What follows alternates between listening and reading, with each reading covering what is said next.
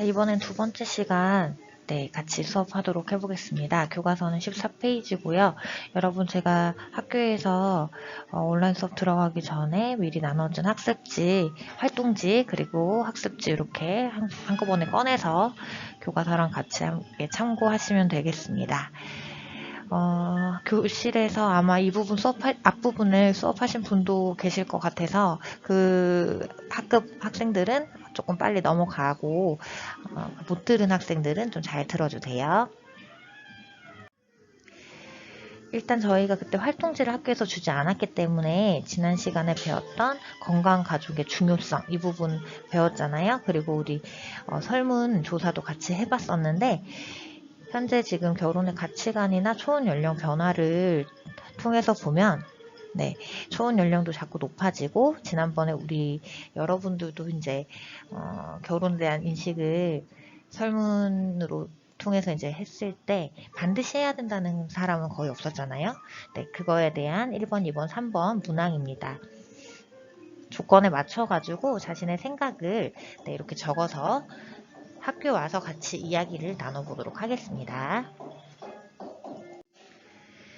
그러면 교과 14쪽에 사랑에 대해서 배워볼 텐데요. 지난번에 건강한 가족을 형성하려면 중요한 게 사랑과 결혼을 기반으로 해서 건강한 가족이 형성이 된다고 했는데 이때 중요한 게 성숙한 사랑이라고 했어요. 사랑의 정의부터 한번 내려보자면 물론 뭐 이성 간의 사랑만 사랑은 아니지만 우리는 여기서 가족을 형성하는 부분이기 때문에 이성 간의 사랑을 전체로 이야기를 해보도록 할게요. 사랑은 일단 상대방을 좋아하고 아끼며 귀중히 여기는 마음이다. 학습지 빈칸이 있을 거예요. 밑줄에 이 부분 내용을 적어주시면 되겠습니다. 그리고 이런 사랑이 전제로 돼야지 결혼을 할 생각을 가지게 되니까 결혼의 아주 중요한 동기이고 가족의 삶을 지탱해주는 아주 중요한 기본 요소가 됩니다. 그래서 우리는 사랑 중에서도 뒤에 나오는 성숙한 사랑을 하기 위해서 노력을 해야 되는데요. 이 사랑은 구성하는 요소가 크게 세 가지가 있다라고 해요. 첫 번째가 친밀감, 두 번째 열정, 세 번째가 헌신인데 이 세 가지 요소가 있다라고 얘기한 학자가 뒤에 나올 거예요. 이 사람의 이론이 매우 중요하기 때문에 이 구성 요소 세 가지를 반드시 기억을 해놓고 이 세 가지가 조화롭고 아주 큰 삼각형이 됐을 때 성숙한 사랑이라고 이렇게 알고 계시면 됩니다. 그러면 아까 말했던 성숙한 사랑이 어떻게 하면 이루어지는지 한번 생각을 해보죠. 일단 요새 최근에 데이트 폭력이라든지 안전 이별에 대한 이야기도 많이 화두가 되고 있는데 그거는 이제 사랑이 아니고 집착이라고 볼 수 있겠죠.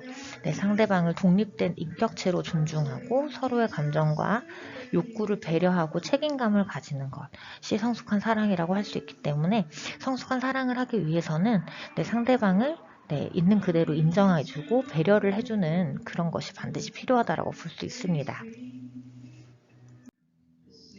그럼 아까 얘기했던 사랑의 다양한 이론 중에 교과서에도 실리고 있는 사랑의 삼각형 이론에 대해서 볼 텐데요. 이 심리학자인 로버트 스턴버그는 이 사랑의 삼각형 이론을 친밀감, 열정, 헌신의 요소를 가지고 총 7가지의 사랑의 유형으로 정의를 내려보았어요. 이 사랑의 삼각형 이론이 지금까지도 많은 나라와 시대를 불문하고 계속 유지되는 이유는 시대나 사회적 배경에 혹은 나라의 문화에 크게 구애를 받지 않고 어디에서나 적용될 수 있는 부분이기 때문입니다. 그래서 이 한 가지씩 있는 요소가 있을 때도 어떤 사랑의 유형이 나타나고 그 다음에 두 가지가 결합돼서 나타나는 사랑들도 있어요. 그죠? 그리고 세 가지가 다 있었을 때 또 사랑도 이렇게 성숙한 사랑이라고 정의를 내리고 있는데요. 이것이 중요한 이유는 물론 당연히 성숙한 사랑이 가장 우리가 추구해야 될 사랑이라고 할 수 있지만 사랑이 항상 한번 정해진 유형이라고 해서 유지가 되는 건 아니에요. 처음엔 좋아하는 감정만 있다가 열정이란 요소가 더해져서 낭만적 사랑이 되기도 하고요. 반대로 성숙한 사랑이었지만 시간이 흘러서 신체적 매력이나 이 성적 욕구가 떨어지면서 우회적 사랑으로 바뀌기도 하기 때문에 유형은 항상 한결같다라고 할 수 없고 노력을 통해서 이 성숙한 사랑을 유지해 나가야 된다는 것, 이것이 가장 중요한 부분이라고 할 수 있습니다. 문제를 한번 풀어볼게요. 사례가 있죠. 네, 우리는 사귄 지 10년 이상 된 사이입니다. 친구 같고 가족 같아서 너무 편해요. 신체적 매력이나 떨리는 감정은 줄어들어서 아쉽지만 믿음과 사랑하는 마음이 있고 서로에 대해 너무 잘 알아서 편하고 친하기 때문에 결혼을 해도 좋다라고 생각합니다. 자, 이 1번 사례에 해당하는 사랑의 유형으로 가장 적절한 것은 무엇일까요? 네, 여기 지금 신체적 매력이나 떨리는 감정이 줄어들었다고 했죠. 그래서 열정적 요소는 좀 줄어든 편이죠. 그러면 친밀감과 헌신이 남아있는 사랑이라고 볼 수 있기 때문에 이런 경우는 우회적 사랑이라고 볼 수 있습니다. 자, 그리고 이 사랑의 유형에 대한 설명으로 옳은 것을 한번 찾아볼게요. 친밀감, 열정, 헌신이 조화를 이룬 상태다. 이것은 성숙한 사랑이니까 아닐 거고, 헌신만 남아있는 건 아니죠. 그리고 열정과 책임감만 있는 그런 사이도 아니고요. 열정 욕구는 크지만 책임감, 친밀감 부족하다. 이것도 아니고, 정답은 열정은 부족하지만 친밀감, 헌신으로 유지되어 있다. 그래서 정답은 5번입니다. 이런 식으로 앞으로 이 부분의 시험 문제는 이런 식으로 나온다고 생각하고 공부를 공부 방향을 이런 식으로 정하면 되겠습니다. 자, 아까 여러 번 얘기했지만 성숙한 사랑이 되려면 상대방을 배려하고 감정과 욕구를 솔직하게 표현해야 된다고 했잖아요. 그래서 거기 나와 있는 노력하는 방법들이 교과서에도 있고 이렇게 정리가 되어 있습니다.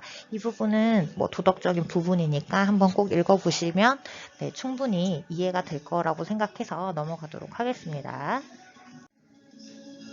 자, 그리고 그 교과서 15쪽 보면은 이 성적 자기결정권에 대한 이야기가 나오는데요.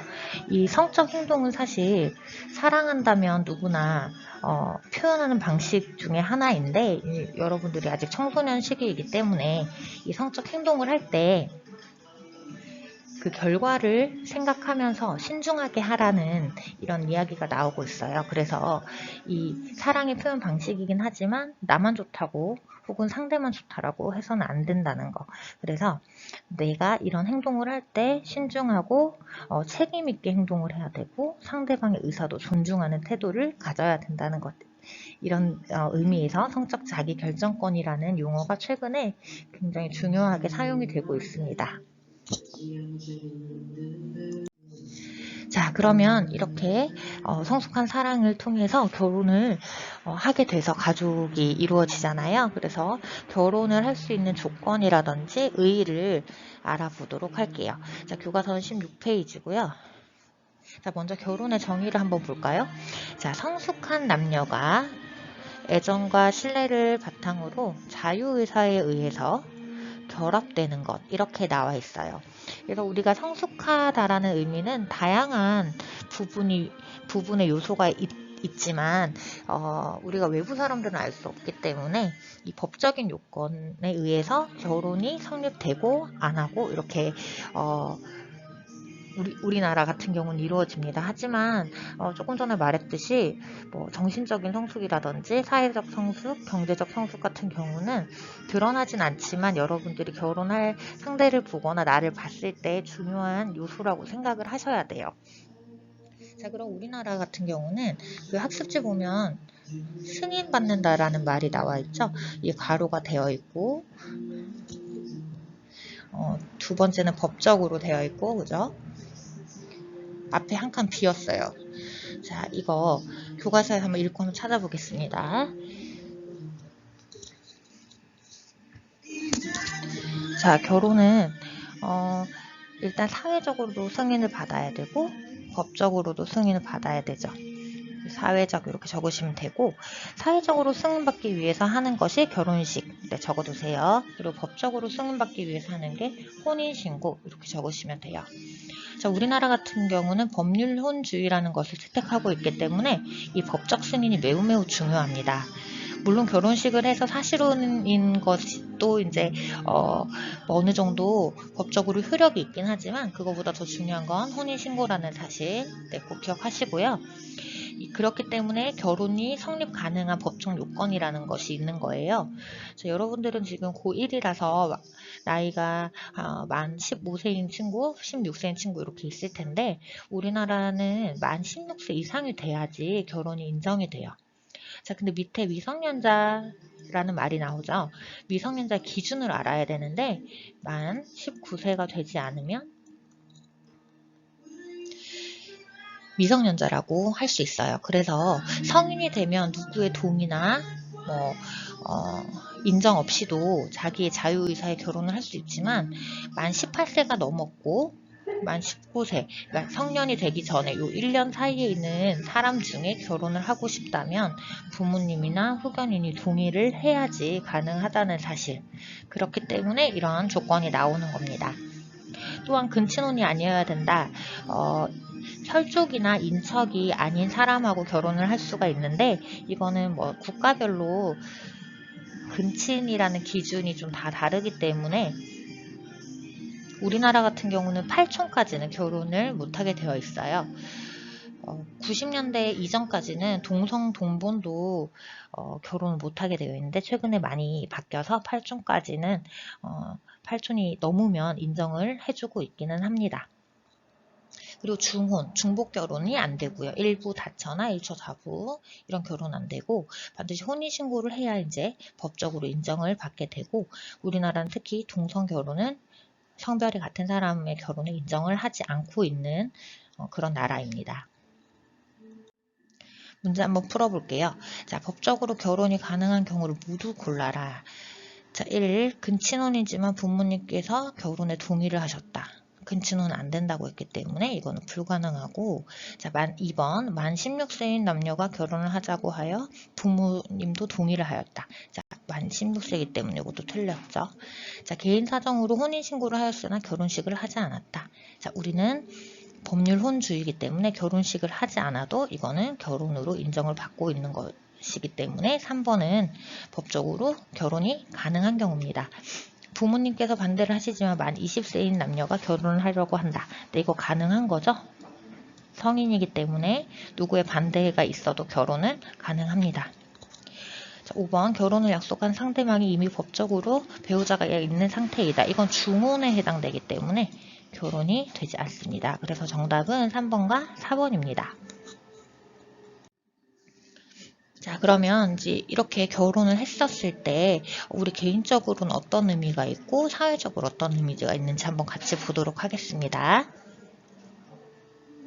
선생님은 여기 이 개인적 의의 중에 사실 이 두 가지가 가장 중요하다라고 생각을 하고 최근에는 이 세 번째에 나오는 자녀 출산 및 양육의 기회를 얻는 것 이거는 크게 의미를 두지 않는 경우도 많다라고 보여지고 그렇게 생각을 하고 있어요. 그리고 성인으로서의 사회적 지위의 역할을 얻는다. 왜 우리 결혼하면 어른 됐다 이런 이야기를 하잖아요. 근데 뭐 그런 의미에서 이런 것도 어느 정도 의미가 있다라고 볼 수 있고 또 경제적인 협력을 통해 경제적으로 안정을 얻는다. 네. 이것도 혼자 지내는 것보다 둘이 살게 되면은 비용이 좀 줄어드는 효과가 있죠. 네, 이런 부분에서 뭐 의미가 있다라고 볼 수 있지만 가장 큰 결혼의 의의는 애정의 욕구를 충족시키고 네, 정서적 안정감을 얻는 거라고 볼 수 있어요. 이번엔 사회적 의의를 한번 보겠습니다. 사회적으로 결혼의 의의는 일단 가장 중요한 사회 구성원을 축원할 수 있는 그 법적으로 인정을 받을 수 있게 되죠. 그러니까 아이를 출산을 하게 되면은 네, 그 아이를 출생 신고도 할 수 있고 하기 때문에 가장 기본적인 역할 중에 하나라고 볼 수 있고요. 그리고 뭐 부부 관계 이외의 성관계를 통제해서 성질서를 유지한다. 뭐 어느 정도 효과가 있는 것 같고 그리고 또 이 세 번째 거 되게 중요하죠. 최근에는 이제 뭐 다문화 가정도 많아지고 그 다음 전혀 다른 환경에서 오랫동안 살다 결혼하는 경우도 많잖아요. 그래서 새로운 가족 문화를 창조하고 만들어 나가고 있는 추세라고 볼 수 있어요. 자, 그러면 우리가 더 서로 다른 사람끼리 만나서 결혼을 하고 서로 다른 문화의 가정 환경에서 커서 이제 결혼을 했기 때문에 처음에는 갈등도 있을 수 있고 맞지 않는 부분도 있다라고 생각을 할 수 있는데요. 일단 결혼을 하기 전에 내가 준비가 됐는지를 확인을 해보는 게 중요하잖아요. 그래서 확인을 할 부분이 뭐가 있는지 한번 보도록 할게요. 자, 결혼 전에 준비예요. 개인적인 성숙이 내가 되어 있는지 보는 거죠. 나도 그렇고 상대방의 이런 성숙이 어느 정도 이루어져 있는지 확인하는 것이 중요하다라고 선생님 꼭 생각하는데, 첫 번째가 신체적인 성숙이에요. 자, 일단 건강해야 되겠죠. 건강한 사람이 결혼을 해서 자녀 출산과 영육이 가능하기 때문에 가장 중요한 거는 신체적 성숙, 그리고 정신적인 성숙. 내 스스로 나를 알고 상대방도 배려할 수 있는 정도의 마음가짐이 되어 있는 사람. 그래서 정신적 성숙, 그리고 사회적 성숙도 중요합니다. 우리가 기본적인 사회생활을 할 수 있는 지식과 행동 양식이 갖춰진 사람인지 봐야 되겠죠. 자, 그리고 경제적 성숙, 스스로 가정생활을 하는데 무리가 없는 경제적 준비, 이런 부분이 필요하다라고 볼 수 있고요. 또 중요한 거는 결혼 전에 내가 이 결혼을 왜 하려고 하는지에 대한 스스로 한번 돌아보는 게 필요해요. 그래서 결혼을 내가 내 욕구, 아까 말했지 뭐 정서적 안정감을 위해서 하겠다, 뭐 아니면 경제적인 뭐 그런 협력을 하겠다, 이런 어떤 측면에서 하려고 하는지를 먼저 생각을 해봐야 되고, 그 다음에 뭐 즉흥적인 충동이나 즉흥적인 생각에 의해서 결혼을 하진 않는가, 아니면 그 부모님의 기대 때문에 하진 않는지, 이런 것들을 한번 확인해 보셔야 되고, 내가 결혼을 하는 이유가 나의 단점을 커버하기 위해서, 혹은 신분 상승을 위해서, 이런 걸로 인해서 결혼하려고 한다라고 생각하는 거는 부정적인 동기니까 이제 그런 부분도 파악을 한번 해봐야 되고요. 자, 마지막으로 결혼에 대한 긍정적인 태도도 매우 중요하죠. 아까 앞에서 봤듯이 정신적 성숙 같은 것도 연결이 되는 부분이라고 볼 수 있습니다. 자, 이런 부분이 잘못된 동기로 시작된 결혼에 대한 태도라면 결혼한 이후에도 항상 후회를 하거나 갈등이 생길 확률이 높기 때문에 나와 상대방이 이런 준비가 되어 있는지 확인을 해보고 결혼을 하려고 준비를 하는 것이 좋을 것 같아요. 자, 선생님이 활동지 3개를 줬는데 앞에 이제 하나 했고, 두 번째 활동지도 같이 한번 해볼게요. 자, 조금 전에 우리가 결혼하기 전에 준비를 봤는데, 나는 결혼을 하고 싶나 안 하고 싶나에 대해서 한번 체크를 해보고, 만약에 하고 싶으면 왜 하고 싶은지, 안 하고 싶으면 왜 안 하고 싶은지, 이유와 이 선택을 했을 때 나의 모습이 어떨지 한번 적어보도록 합니다. 그리고 행복한 결혼은 어떤 것인지, 선생님이 영상 자료 다큐멘터리 하나 올려놨는데 그런 거 한번 보면서 생각을 해보면 좋을 것 같고요. 그리고 행복한 결혼을 위해서 어떤 준비와 노력이 필요한지도 뒤에 이제 나중에 배울 단원에서도 계속 나오겠지만 먼저 한번 생각해 보면 좋을 것 같아요. 그래서 3가지 이상 이 부분도 활동지를 완성해 보도록 하세요. 자, 그러면 아까 요 완성한 걸 보고 교과서에 나오는 행복한 결혼을 위해서 필요한 준비와 노력을 보도록 할게요. 이제 결혼을 하게 되면 아까도 얘기했지만 다른 환경에서 있는 사람, 다른 성격에서 있는 사람과 만나서 한 가족이 되는 거기 때문에 이 차이점이 많이 있을 수 있어요. 그래서 제일 중요한 게 효과적인 의사소통이라고 볼 수 있는데요. 우리가 대화를 한다라고 하지만 대화보다 훈계나 비난, 아니면 조언이나 이런 걸 하는 경우도 최근에 많이 있고, 그런 사람들을 우리가 좀 싫어하기도 하잖아요. 그래서 제일 중요한 거는 서로를 존중하는 마음을 갖고 경청하고, 그 다음에 더 중요한 건 내 생각과 욕구를 솔직하게 말하는 거. 중학교 때도 아마 배웠을 텐데 I 메시지, 그죠? 이거를 나 전달법이라고도 합니다. 그래서 이런 방법으로 대화를 하게 되면 갈등도 줄어들 거라고 선생님 생각을 하고 있어요. 그래서 활동지에도 보면은 좀 상대에게 화가 나거나 불만이 있을 때 어떤 방법으로 대화를 하면은 갈등을 줄일 수 있는지 적어보라는 그런 활동지가 있습니다. 그래서 효과적인 의사소통을 하기 위해서 나전달법과 충분한 대화를 하고 문제를 정확하게 파악해서 해결 방법을 같이 탐색해 나가는 것, 이게 진짜 중요한 한 부분이고요. 두 번째는 이 가정을 이루게 돼서 가족의 한 구성원으로서 있게 되면은 집안일이나 이런 부분을 함께 분담해서 해야 돼요.